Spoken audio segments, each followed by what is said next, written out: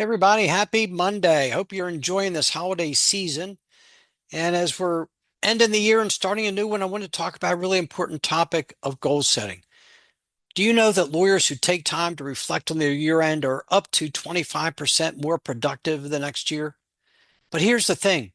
Most of us are so focused on our cases, the day-to-day grind, we don't take time to celebrate our wins, much less learn from our setbacks.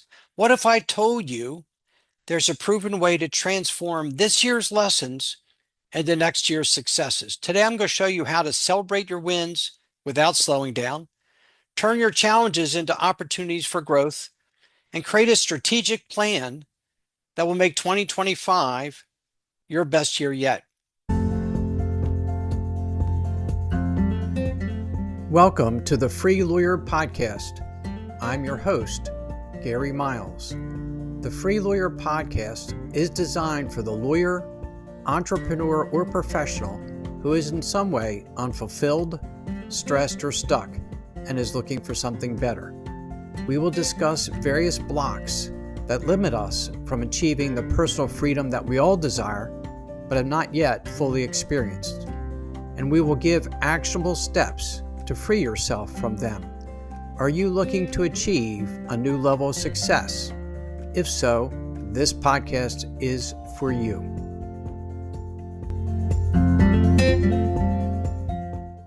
I'm Gary Miles.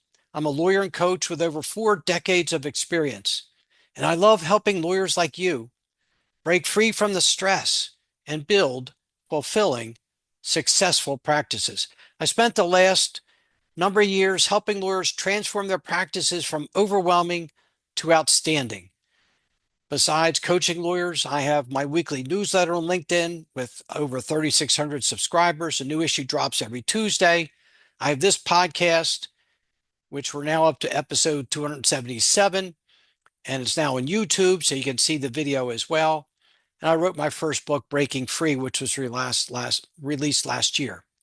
As a former practicing attorney and now a coach to lawyers, I've seen firsthand how a proper year-end review can make all the difference between another grinding year and simply a breakthrough one. If you're watching this, you're probably wondering if you're making the most of your practice's potential. Stick around, because by the end of this video, you will see exactly what you need to do. You will see that you have all the tools to approach the new year with clarity and confidence.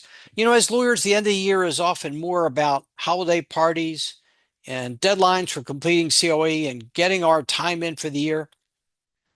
But it's an opportunity to reflect on what went well, what didn't, and how we can improve. And today we're going to walk through the essential steps of a powerful year-end review: celebrating wins, learning from setbacks, and creating actual goals for next year. And we'll make this process simple, effective, and yes, fun. So today in this episode, I'm going to walk you through a complete year-end review process. Together, we'll reflect on your wins and your setbacks. We will align your practice with your values. We'll build a balanced approach to work and wellness. We'll set actionable financial and career goals, and we'll prepare your practice for uncertainty. So reflection is really the first step toward growth. If we don't understand what worked and what didn't, we can't move forward effectively. So let's break this into 2 parts: celebrating your wins and learning from our setbacks. When was the last time you stopped and really celebrated your wins? You know, for me, I know I would expect to win. I was competing, I wanted to win, and so I sort of just assumed that I would. And I didn't take time to really celebrate the good when something good happened. And so many of us are notorious for rushing to the next case without acknowledging what we've accomplished. But celebrating your successes is so much more than just a feel-good exercise. It reinforces the strategies and the behaviors that brought you success in the first place. So let's start by writing down your key achievements from the year. Did you win a major case? Exceed your revenue goals? Build stronger relationships with your clients? Implement new technology that made your work faster and easier. And don't forget the small wins. Maybe you finally set clear boundaries with clients or improved your time management. Those are wins too, and they contribute to your long-term success. One tool I really recommend to my coaching clients is keeping a success journal. Throughout the year, jot down your achievements, no matter how small, and that'll make your year-end reflection much easier and helps you see your progress clearly. So why keep a success journal? Well, it'll keep your motivation high. It will highlight those strategies you want to reproduce. It'll give you a record of your accomplishments or your evaluations or your self-confidence. And the second task is to learn from our setbacks. Let's be honest. Setbacks are inevitable in any profession, especially law. But setbacks, they don't define us. What defines us is how we respond to them. Instead of focusing on the disappointment, focus on what you can learn. So let's start by listing your most challenging moments this year. Did you lose a case you thought was a sure win? Did you struggle to meet deadlines? Did you deal with difficult clients or colleagues? Ask yourself, what caused this setback? Was it within my control? Could I have handled it differently? Are there specific tools, skills, or strategies that could prevent this in the future? For example, if you missed a critical deadline, was it a matter of time management? Could a better markup or diary system be helpful? Could better delegation have made a difference? If you lost a case, did you learn something about how to prepare your case for trial, how to present your evidence, or even the expectations of your clients that you can apply moving forward? The key to analyzing your setbacks effectively is to be honest, but without being overly critical. Focus on what you can control and use those setbacks as opportunities to grow. And reflection is only valuable if it leads to action. If we think about our wins and our setbacks, we don't do anything, we haven't learned anything. So based on what you've learned, let's create a plan for next year. If you noticed that difficult clients drained your energy, focus on attracting your ideal clients moving forward. If technology slowed you down, research tools that could streamline your workflow. So celebrate and reproduce your wins, learn from setbacks, look for patterns, and implement new strategies for growth. Reflection isn't really about dwelling on the past. It's about how we can use the past as a guide to our future. By celebrating your wins and learning from setbacks, you'll set yourself up for a stronger, more purposeful 2025. But reflection without action is just reminiscing. To truly benefit from what we just did, you need to use what you've learned to shape your goals and your strategies for next year. So how can your reflections become actionable plans for 2025? Your wins are clues to your strengths. What worked well for you this year? Maybe you found success with a specific type of case, or you leveraged a new technology, or you discovered that mentoring junior associates brought you joy and purpose. Use that information to guide your goals for next year.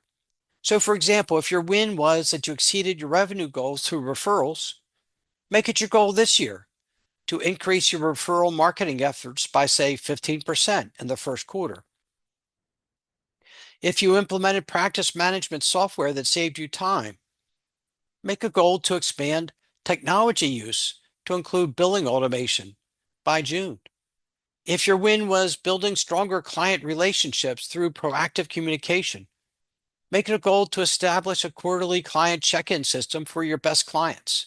So ask yourself, how can you reproduce these successes? And what steps will ensure that those wins continue to grow? And on the other hand, your setbacks reveal areas for improvement. Maybe time management was an issue, or perhaps you struggled, and I know I have, with those difficult clients who drained your energy. Instead of seeing those challenges as failures, see them as opportunities to build resilience and to improve. So if your setbacks were that you missed deadlines due to an overwhelming workload, have an action plan to delegate more administrative tasks to your paralegal or to use project management software. If you lost a case due to lack of preparation, Think about implementing a new system for case reviews, ensuring that all critical steps are completed ahead of time. If your setback was you struggle with difficult clients who consume too much of your time and energy, refine your client intake process to filter for ideal clients and establish boundaries with those clients early. Remember, setbacks don't define you, they guide you. By analyzing what didn't work, you can create strategies to avoid repeating those mistakes in the future. And the next step is to set SMART goals tied to those reflections. What are SMART goals? Those are specific, measurable, achievable, relevant, and time-bound. So if, for example, you struggled with time management, make it your goal to dedicate 30 minutes every morning to prioritize your tasks beginning January 1. If you realize you saw success with referral marketing, increase your referral network by attending one network event per month in the first quarter. If your reflection is that last year you experienced burnout due to lack of boundaries, make it your goal to establish firm work hours and communicate them to your clients by February.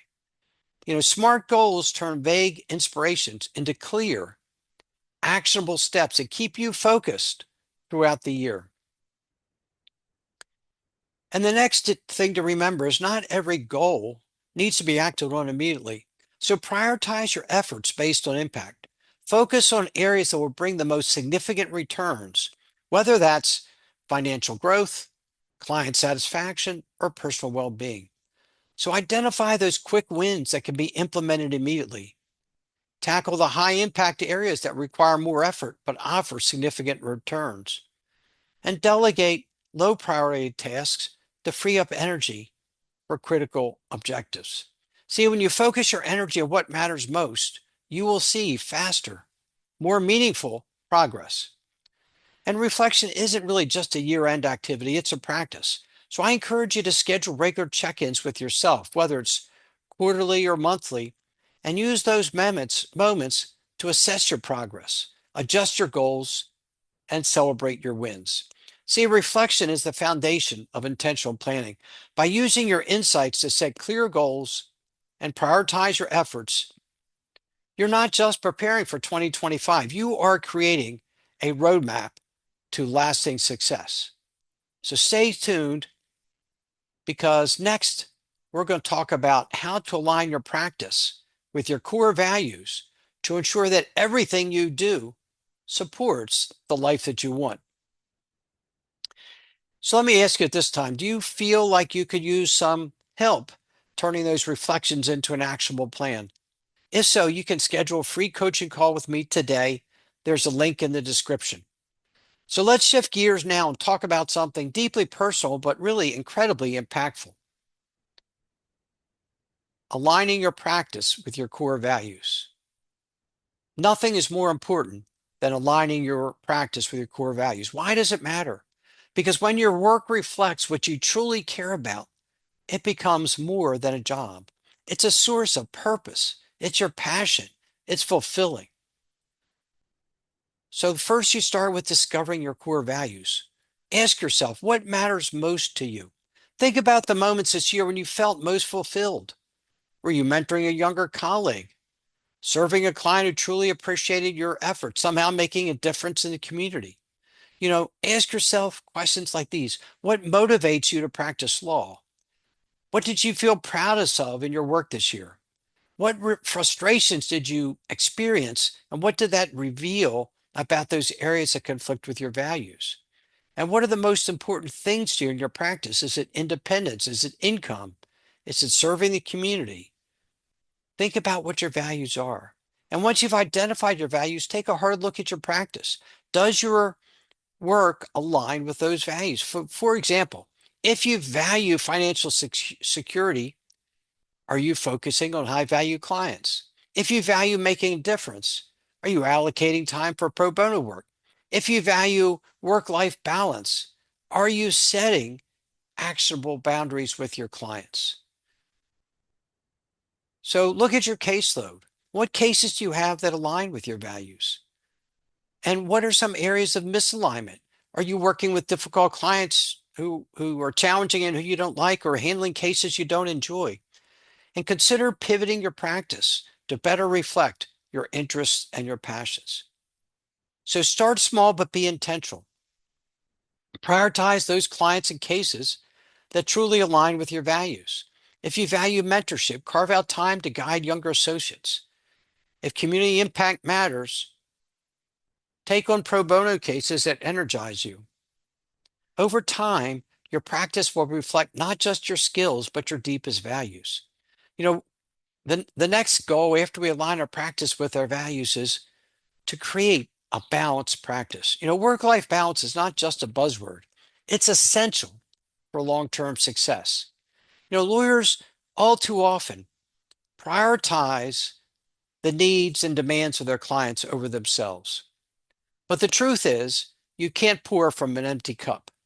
So let's talk about how to build balance into your routine. The first step is setting clear boundaries. Establish work hours and communicate them to your clients. Use your calendar to block off personal time, whether it's for family, exercise, or just relaxation. So some things you can do are turn off work notifications during your personal time.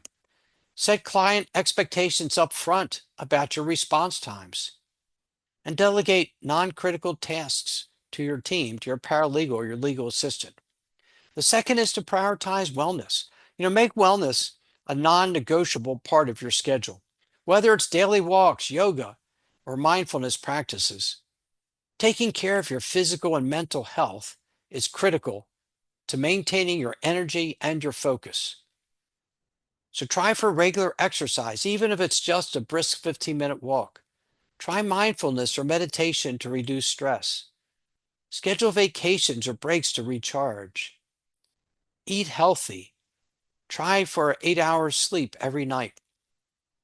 And really look to have a wellness practice in your life, because trust me, it makes all the difference in the world. 3, evaluate regularly. Balance isn't something you achieve once, it's something you have to maintain. So schedule regular check-ins with yourself to evaluate whether your workload, your boundaries, and your wellness practices are serving you, and then adjust as needed. Next is expanding your network and visibility. Networking is critical to the future of your practice. Building a healthy, vibrant, growing practice gives you freedom and leverage and power. And networking is more than collecting business cards. It's about building meaningful connections that can elevate your practice, whether it's through in-person events or online platforms like LinkedIn. Expanding your network is the key to attracting the right clients and the right opportunities.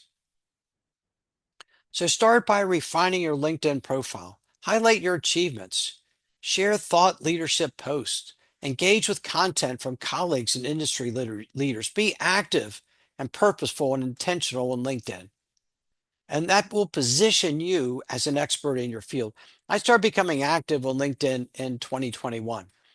And now I'm seen and known. I put a lot of time and effort into it, but it was so worth it. You can brand yourself and set yourself apart from all the rest by being seen as truly knowledgeable in your field. The next step is to attend networking events. Set a goal to attend at least one networking event every quarter, whether it's a big seminar, a bar association meeting, a community event. Those are opportunities to connect with peers and potential clients. And the third and final step is to collaborate for visibility. Partnering on webcasts, webinars, podcasts, guest blog posts is a great way to share your expertise and expand your reach. And those collaborations will often lead to referrals and new opportunities. The next key category is financial goal setting. Financial success is not just about earning more, it's about managing your resources wisely. And use this time to review your financial performance and set clear goals for the year ahead. So we begin with our revenue targets. Start with realistic revenue targets based on your past performance. Aim to increase your revenues by 10 to 15% by onboarding new clients or expanding your services. 2, control your expenses. Identify areas where you can cut costs, renegotiating vendor contracts, reducing unnecessary expenses. Allocate those savings to high impact areas like marketing or professional development. And 3, and this is so important, build a financial cushion. You should set aside funds to cover at least 3 to 6 months of your operating expenses, or about 25% of your annual revenues. That cushion will prepare you for unexpected challenges, economic downturns, loss of a major client, just the ups and downs of our practices. And the final category is to prepare for uncertainty. The legal world is unpredictable. Preparing for uncertainty ensures your practices can adapt and thrive no matter what challenges arise. So a couple of principles here. The first is to diversify your practice. Maybe expand into complementary practice areas to reduce reliance on any single source of revenue. If you do family law, for example, maybe you could add a mediation service, for example. 2, stay informed. Stay ahead of trends by attending CLEs, reading industry publications, and networking with peers. Being proactive positions you as a leader in your field. And finally, create a contingency plan. Develop strategies for potential challenges like losing a major client, facing an economic downturn. Your plan could include cutting expenses, pivoting services, or exploring new client markets. As we wrap up this year and prepare for the next, remember this. The key to success is not in working harder, but in working smarter and with purpose. So take the time to reflect, realign, and plan. It's not just an exercise, it's an investment in yourself and in your future. Think about everything we've covered today. We've celebrated your wins and learned from your setbacks. You considered how to align your practice with your core values, how to prioritize balance, how to expand your network, and set achievable financial goals. And most importantly, you've explored how to prepare for uncertainty with confidence. And by taking these steps, you didn't just build a better practice, you're creating a life and a career that aligns with what truly matters to you, whether it's financial security, professional growth, or personal fulfillment. This process is your roadmap to making it happen. But here's the truth. Reflection and planning are much easier said than done, especially when you're so busy managing your practice. That's why I'm here to help. As someone who's been in your shoes for over 40 years, I understand the challenges that you face, and I know how to overcome them. I want to personally invite you to schedule a free coaching call with me. This is not a high-pressure sales pitch, but an opportunity for us to sit down and talk about your goals, your challenges, and the steps you can take to make 2025 your most successful year yet. Together, let's create a customized strategy tailored to your unique needs. So click the link in the description below to book your call. Don't wait, because the sooner you start planning, the sooner you'll see results. And let's make this the year you transform success into success, stress into success. If you found this episode helpful, let's keep the conversation going. Hit the like button if you're ready to take charge of your practice. Subscribe for my weekly tips on building a fulfilling legal career. And leave a comment below to share your thoughts or questions. Follow the podcast and share it with others. I read every comment and would love to hear from you. So thanks for watching, and here's to a fulfilling, successful, and stress-free 2025. Thank you for being with me today. And as always, please be well, be safe, and be free. Thank you so much for listening to today's episode of the Free Lawyer Podcast. Wherever you are listening, if you enjoyed what I shared, please leave me a rating and review. I would appreciate hearing more about what you like best and what topics you might like me to cover in future episodes. If you are interested in experiencing a more fulfilling and a more successful life, please contact me at www.garymiles.net, where you can schedule a free discovery call with me so I can learn more about you, your challenges, and your dreams. I appreciate each and every one of you and have a great rest of your day. Thanks to all of you for your support.